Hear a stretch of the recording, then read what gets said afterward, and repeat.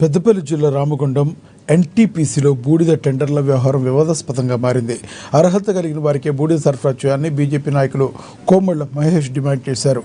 ఒక బడా కాంట్రాక్టర్ మాఫియాగా ఏర్పడి జాతీయ రహదారులో టెండర్లు ఉన్నవారికి బూడిద అందకుండా అడ్డుకుంటున్నారని ఆరోపించారు. దీనిపై కేంద్ర పెద్దలకు ఫిర్యాదు చేస్తామని, 24 గంటల్లోగా యాజమాన్యం స్పందించకపోతే నేరుగా యాష్ పౌండ్ వద్దే పంపిణీ చేపడతామని హెచ్చరించారు.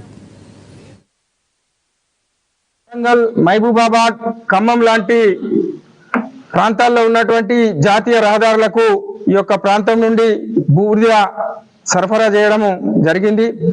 అయితే దీని దృష్టిలో ఉంచుకొని వ్యవస్థీకృతంగా ఈ యొక్క పని జరగాలనేటువంటి ఉద్దేశంతో ఎన్టీపీసీ యాజమాన్యం రేటు కాంట్రాక్ట్ ద్వారా ఈ యొక్క బూడిదను సరఫరా కోసము ట్రాన్స్పోర్ట్ ఇవ్వాలని చెప్పేసి నిర్ణయంతో గత సంవత్సరము రేటు కాంట్రాక్ట్ ద్వారా కొన్ని కంపెనీలకు టెండర్ ఇవ్వడం జరిగింది.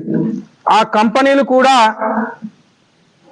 కోట్ల రూపాయలు బ్యాంక్ గ్యారంటీ తోటి ఈ యొక్క టెండర్ను దక్కించుకున్నటువంటి సందర్భం.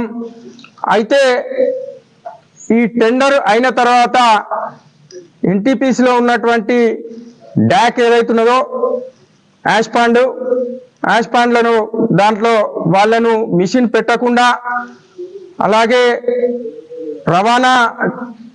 యాష్ను రవాణా చేయకుండా ఒక మాఫియా ఏబీసీ రెడ్డి లాంటి అతనితో పాటుగా కొంతమంది మాఫియాగా తయారై ఈ యొక్క ప్రాంతంలో